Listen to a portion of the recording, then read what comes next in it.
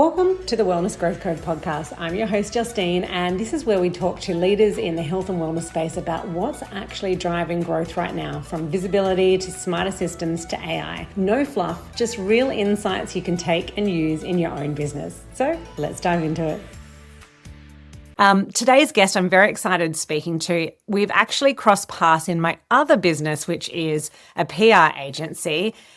His name is Marc Azoulay. Is that right? You got it. Nailed it. Yes. Yay. He's an industry leader in psychotherapy and men's mental health online, something just so important. He is the founder of Men's Therapy Online, a community and healing hub for men who want to get back on their feet. And you've helped, I don't even know how many men have you helped in their relationship and their lives? Oh, easily over 10,000 at this point. We've been doing this for about a decade. So with multiple providers and a large reach. So yeah. Okay. And also the host of the Men's Therapy podcast. And I've had some of my clients on your show. Make sure to follow it on YouTube and iTunes and Spotify and all the wonderful platforms. Well, thank you so much. I feel very honored that you're joining me on my new podcast when you are a veteran at the podcast space. Can you just tell us a little bit about your background and how you got started in this space?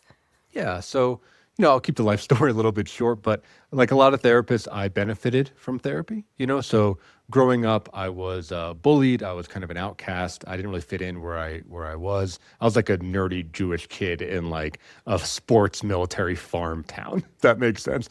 I just wanted to play Dungeons and Dragons, and these kids wanted to play paintball, and it was not a great combination.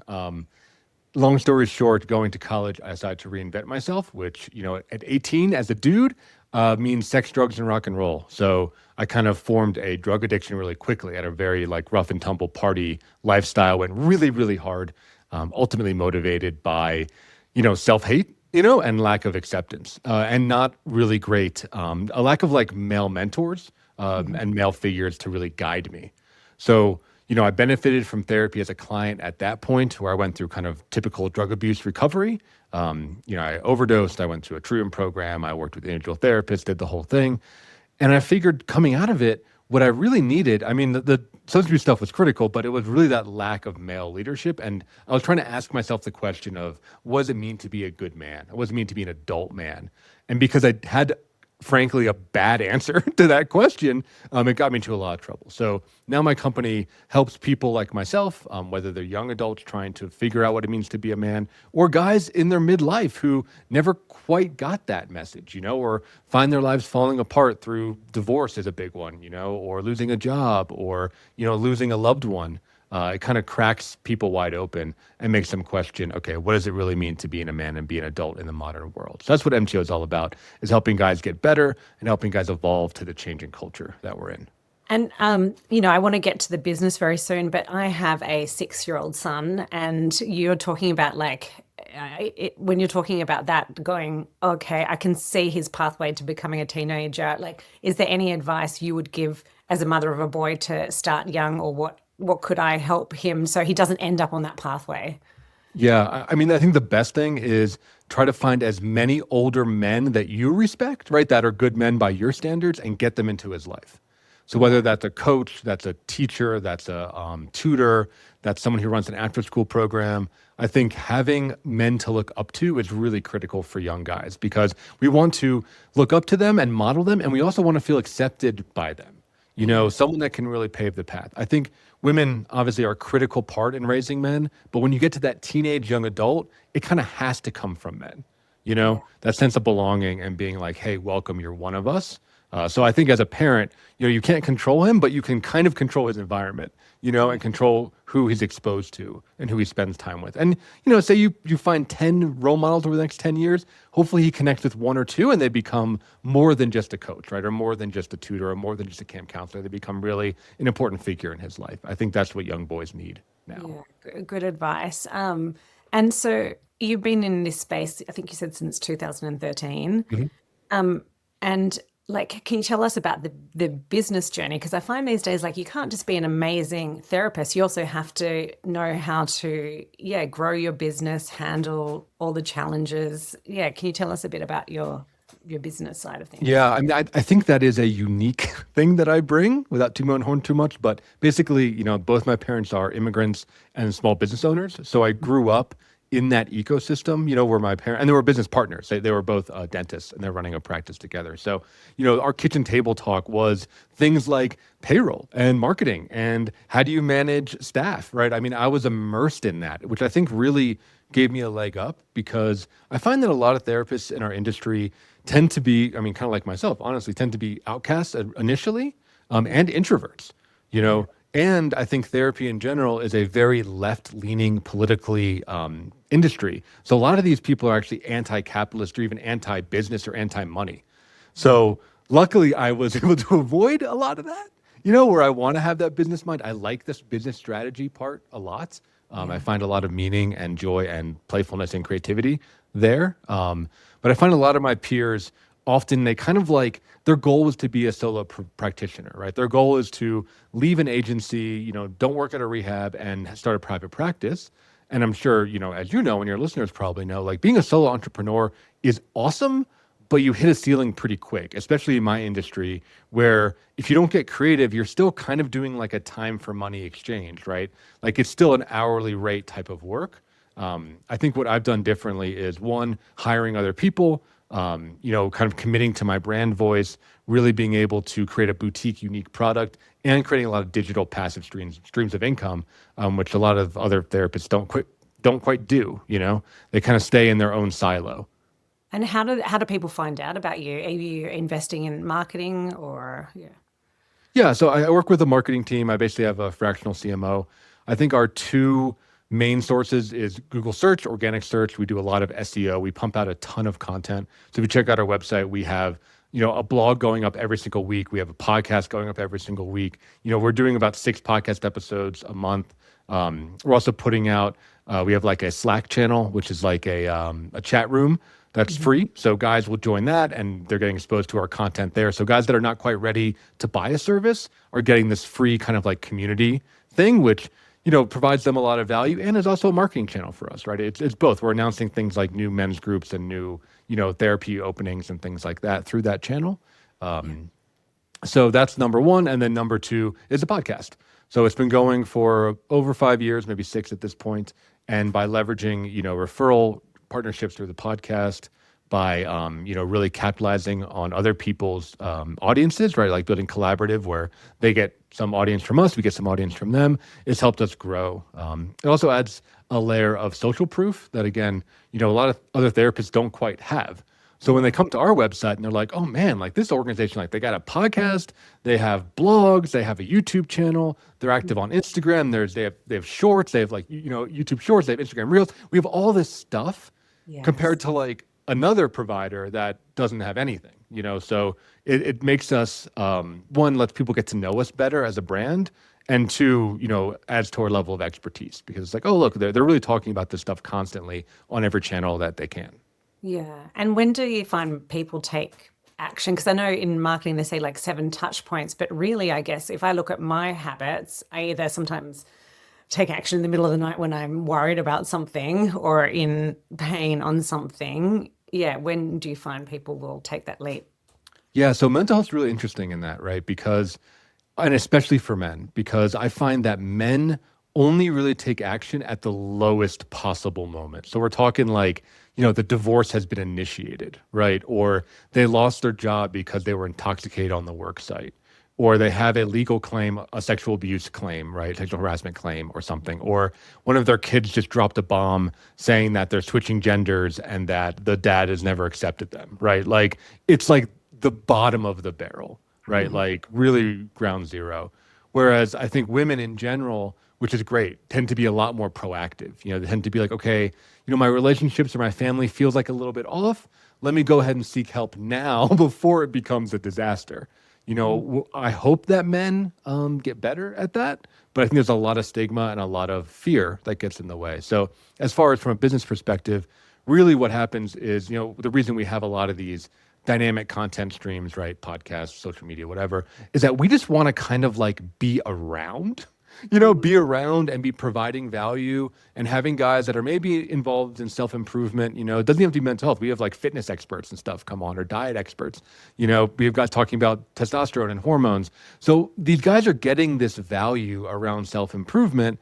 And then when the shit does hit the fan, they're like, oh yeah, I've been talking or listening to Mark talk, for a year or so now. Let me give them a call. Like, we want to just be kind of top of mind so that when the crisis does hit, we're one of the first calls that they make.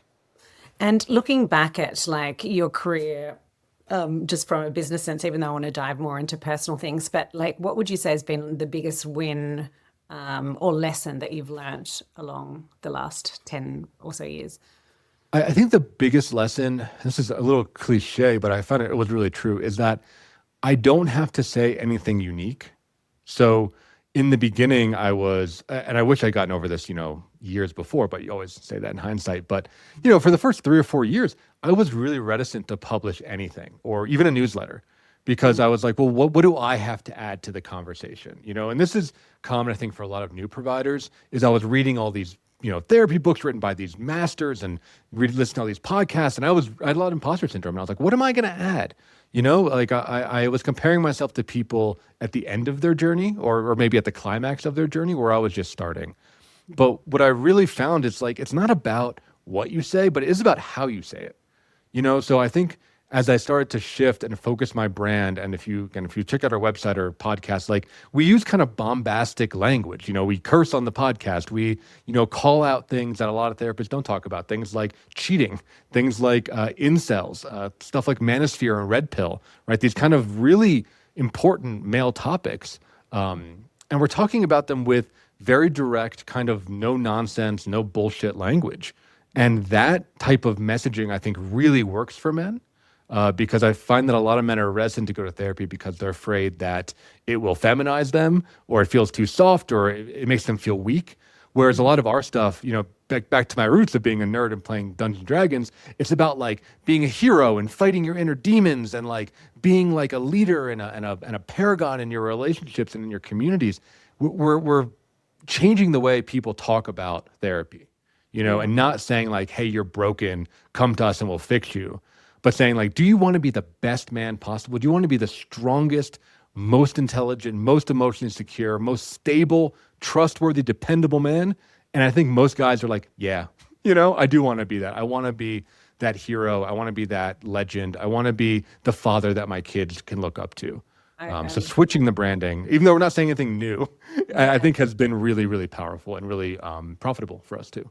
And what lesson would you say for someone that is in therapy that's trying to grow their brand or marketing? Is it to find their voice as soon as possible, or Yeah, what would you yeah, say? like find your unique thing and niche down and be different. And I supervise a lot of up and coming therapists.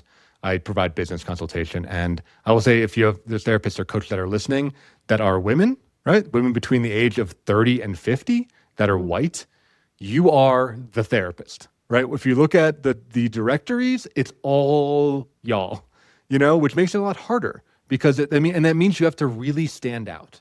I think a lot of kind of the typical therapists that we call, again, white women between 30 and 50, this is what the research says, right? Is like, who's in the industry. They can kind of blend together.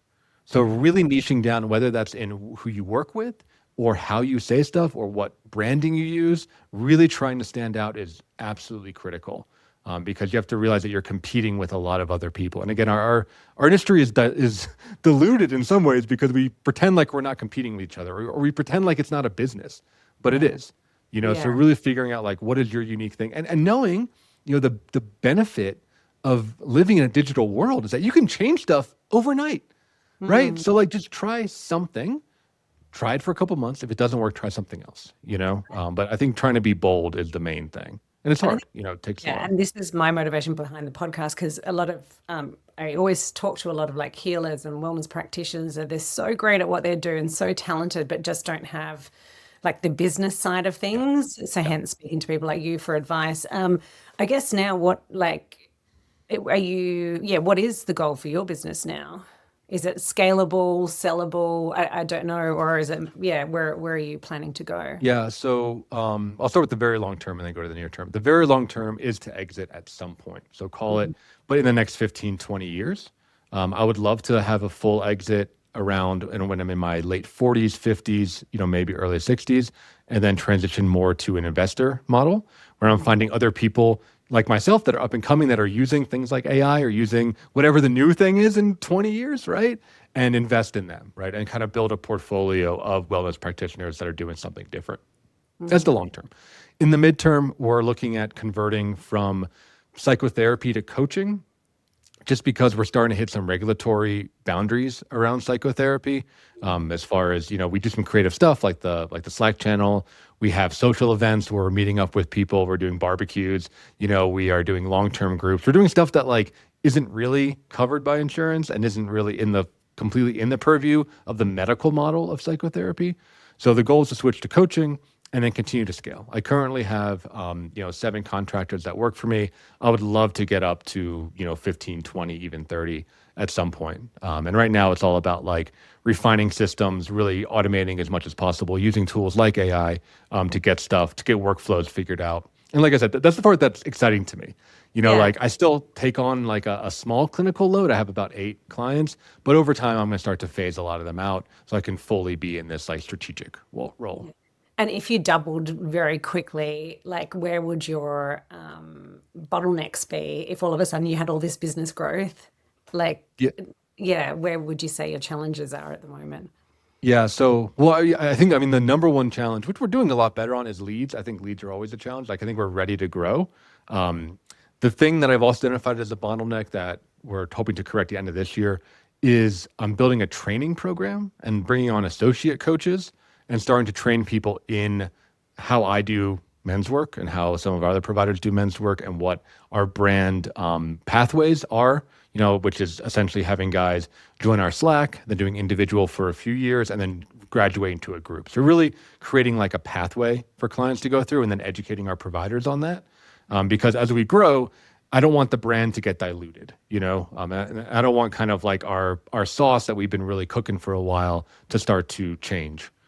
So that's kind of the thing is being able to retain the uniqueness and the boutique feeling, but to do it at scale.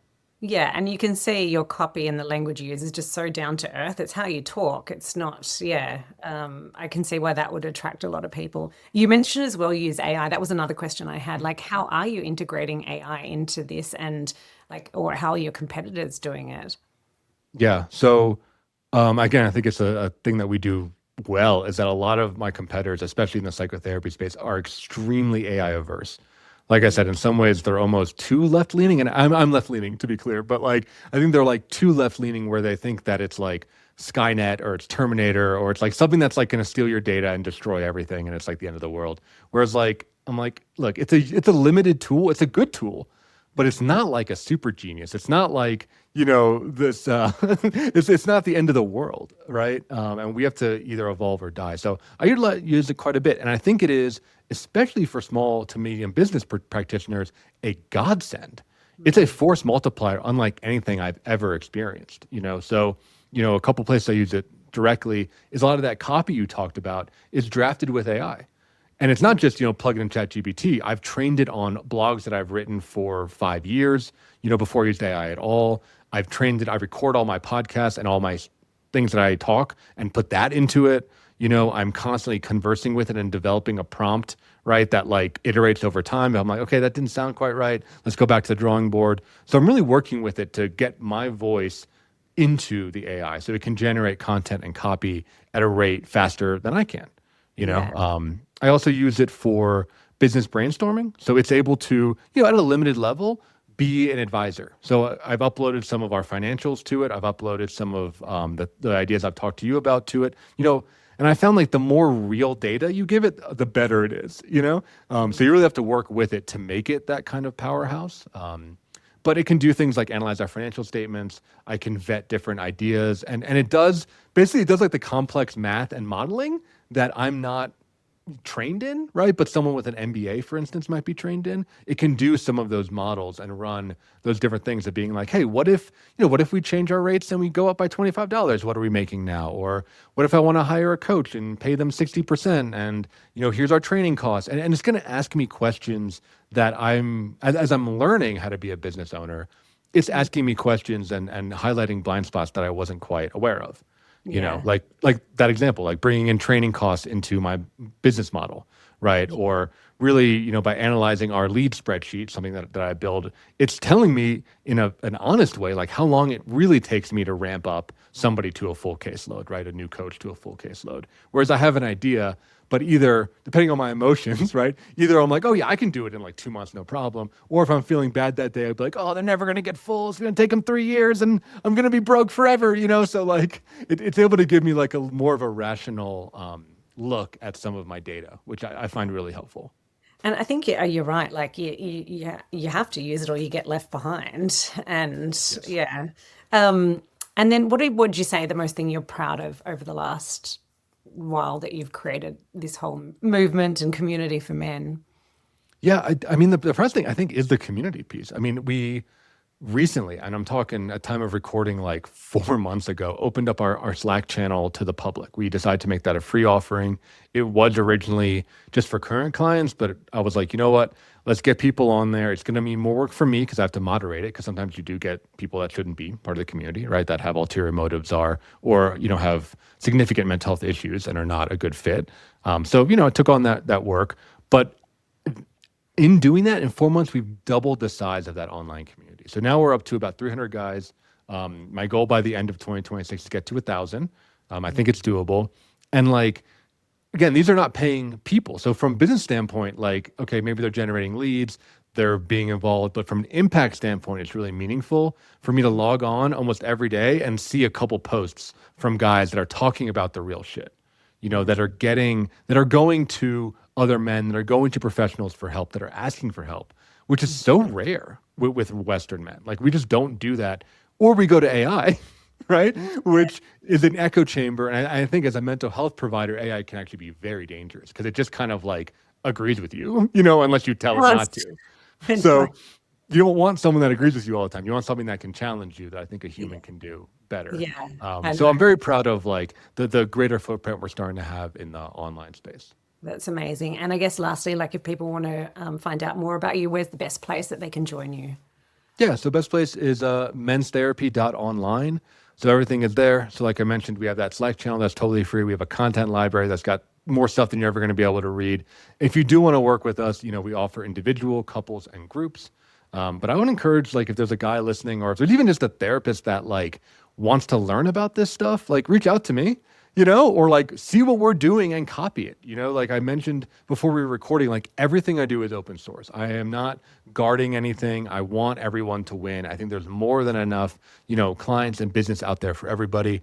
So I'm more than happy to be a mentor, to answer any questions. I even give people like my financial documents, right? Like I really don't care. It's all open source. So if I can do something to help a guy in need or to help a young health practitioner that is ambitious and really is ready to run, reach out to me. And you can Well, do that's that through the website, which is menstherapy.online. well, it's very generous. You're very open. Yeah, thank you so much for your insights. It's been, yeah, very helpful to understand that side of things, and especially for all the work. Congratulations that you're doing to help men. It is so important. I have a brother and who's had his own struggles, and yeah, so thank you, and thanks Oh, for being on thank the you. podcast. Yeah. Yeah, I really appreciate the time.